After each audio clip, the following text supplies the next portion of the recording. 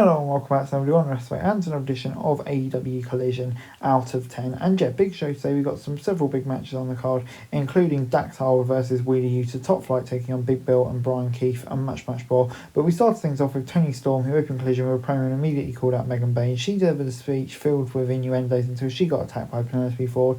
Storm then got the upper hand until Bayne took her down. Building up that story and making Bayne look good as well as we continue doing that, which, of course, I'm in favour of. The first match of the night featured Jay White taking Kevin Knight from New Japan. White looked unimpressed with his opponent during his entrance, but AEW showed a brief highlight reel to introduce fans tonight. They started off with a few simple exchanges to feel each other out. They kept it technical and focused mostly on holds and takedowns for the first few minutes before they began incorporating strikes. They were then told this story was White was a wily veteran, Knight was an up-and-coming talent who can stand out. They did a great job with the storytelling aspect. A few timing issues maybe caused it not to be as good as it could have been, but mostly it was executed well. Switchblade got a decisive win with Blade Runner. White then grabbed the mic and put Knight over after declaring he will win the Owen Hart Cup. I'm going to give it 6 out of 10. It's resulted in Knight getting an AEW contract, fully deserved for me. He looks like a great talent. Good win for Jay White, building him up for the Owen Hart Cup. So I thought this was good stuff all round.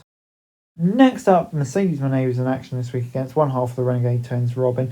Moné big time Robin at first, but the ROH regularly surprised her with a 2 count early.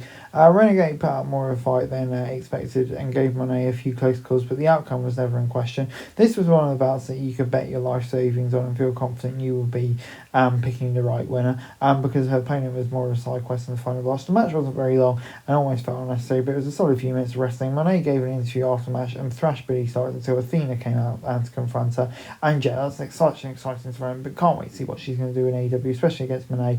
And she sent Moné running and took out Renegade while saying Collision was her show. Let's fucking go, she's finally here. Top Flight then broke on Big Bill and Brian Keefe. Leila Gray accompanied Darius and Dante Martin to the ring to their match against the Bad Apple and the Redwood. Keefe and Dante locked up first and had a quick exchange before Big Brother Darius took over. Once Bill tagged in, he changed the pace of the match. This worked to a break and into the next segment. Chris Jericho's cronies had Top Flight ringing for a long time. When it looked like Dante was changed things with a hot tag, Big Bill wiped him out with a clothesline. Both teams did great work and made this a highly entertaining encounter. Big Bill was good, especially in the role as the base for the High Flyers and the guy who grounded their area off. Since the Redwood got the win with a huge clothesline to Dante, while Bad Apple took out Darius with a running knee to keep him from saving his brother. Action and Leo Rush showed up to prevent AR Fox attacking them and Top Flight. So I'm going to give it a 7 out of 10. I thought this was really good stuff, a really fun match, probably the right result, and I think 2 tag teams just going at it and having a really decent match, and I think it definitely worked out well here. I'm going to give it a 7 out of 10.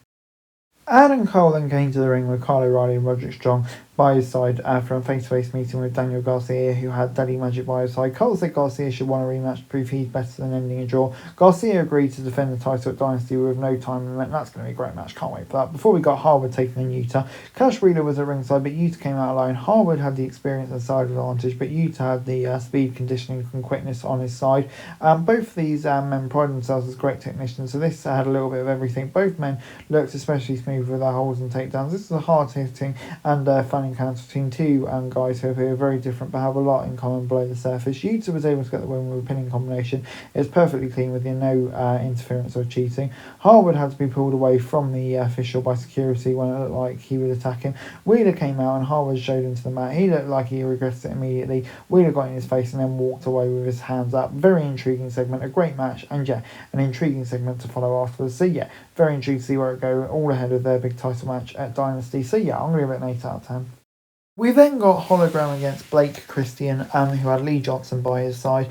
Both competitors are great high flyers, so this turned into an exchange of takedowns and aerial moves right away. It looked like they might show a show of respect with a handshake, but Christian slapped him across his fast face instead. Hologram picked up his 22nd win with his signature spinning powerbomb. An enjoyable match from start to finish and made both men look pretty great, and Hologram continues his momentum, but I thought also really shine a light on the great talent of Blake Christian here as well. So I thought this worked really nicely and gets 7 out of 10 from me. Card show subject to change was truer than ever this week as Queen Amanata was unfortunately forced to sit out with wrist injury, but Starks replaced her in what was her biggest AEW match to date in the main event against Jamie Hayter, and she tried to use her strength advantage, but her young opponent is just as tall and almost as strong, so she had a big challenge ahead of her than she initially expected. The confident Hayter was posing and walking around confidently, but through the early match of the night, Starks eventually proved she wasn't someone to be overlooked. They put on a good back and forth contest that likely opened a lot of eyes to what Starks can do if given an opportunity. It was a big harder than she assumed it would be, but Hayter was able to get the win with a rope-assisted Haterade clothesline. And yeah, 7 out of 10 for me. This was a great match. I think really benefited Starks, show what she can do. And yeah, I think Hayter once again building momentum, which she kind of needs to as well. So yeah, I'm going to give it 7 out of 10. An overall Collision this week gets 7 out of 10 for me. I thought, yeah, this was probably the best Collision in a long time. A really strong action in terms of the match card and quality of the matches we got, which was great to see. And I thought also intriguing storylines building up towards Dynasty as well. So yeah, I thought this was a really strong episode of Collision. Hey guys, that's it for this video. Thanks very much for watching. Remember to like, share, subscribe, follow us on our socials, link in the description below for daily wrestling news, meme and content. Subscribe to our other channels on screen right now, that'd be greatly appreciated. Thanks very much for watching. Peace out.